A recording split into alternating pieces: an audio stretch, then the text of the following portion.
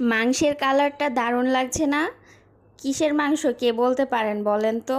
দেশি মুরগির মাংস খেতে অনেক দারুণ। আর তা যদি হয় আমার হাতের রান্না, তাহলে তো আরও বেশি মজা লাগে। তো চলুন শেয়ার করা যাক দেশি মুরগির মাংস রান্না। এইভাবে মাংসটা রান্না করলে খেতেও দারুণ লাগবে, সাথে পুষ্টিগুণে সম্পূর্ণ হবে। পরিমাণ মতো তেল দিয়ে দিয়েছি, সাথে পেঁয়াজ দিয়ে দিব। আজকের পেঁয়াজটা আমি বেশি একটা ভাজবো না, হালকা ভাজার পরেই মাংসটা দিয়ে দিব।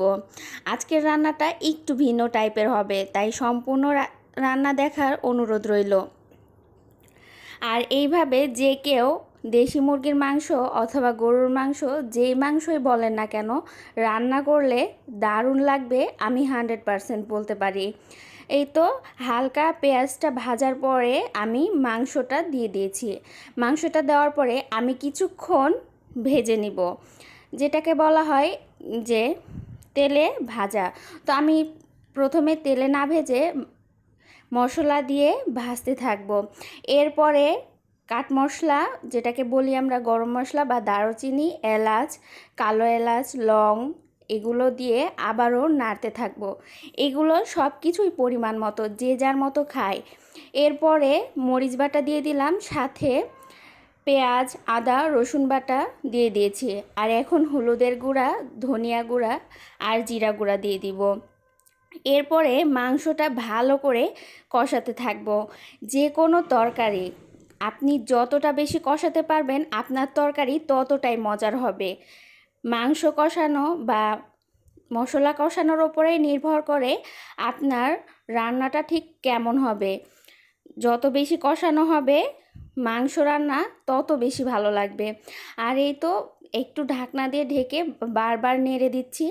মাংসটা বেশ কিছুদিন আগে রেখে দিয়েছিল আম্মু আমার জন্য, যার কারণে মাংসের যে জুসি ভাবটা সেটা কমে গেছিল, এজন্য পানিটা উঠেনি। তাই আমি এক্সট্রা অল্প পানি দিয়ে এখন মাংসটা কষিয়ে নিব। আর সাথে কিন্তু আমি দুধ অ্যাড করব। এই দুধটা দেওয়ার জন্য অনেক দিনের মাংস হওয়ার কারণে কোনো রকম গন্ধ লাগবে না, খেতে মজা লাগবে আর মনে হবে যে টাটকা মুরগির মাংস।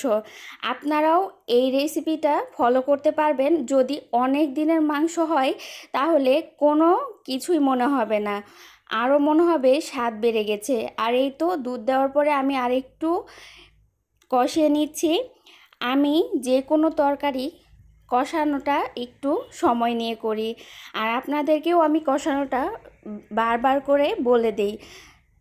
এই তো আমার কষানো প্রায় কমপ্লিট। এখন আমি গরম পানি অ্যাড করে দিব। রান্নার আরও একটা টিপস হচ্ছে, আপনি মাংস রান্না বলেন আর যে রান্নাই বলেন, যদি গরম পানি অ্যাড করেন তাহলে তরকারিটা আরও দারুণ খেতে হয়। এতে করে মাংসটা আরও ভালো লাগে। আর এই যে আমার মাংসের ফাইনাল লুক, দেখতে কেমন হয়েছে অবশ্যই সবাই জানাবেন। আসসালামু আলাইকুম সবাইকে, আর অবশ্যই শেয়ার করে দিবেন।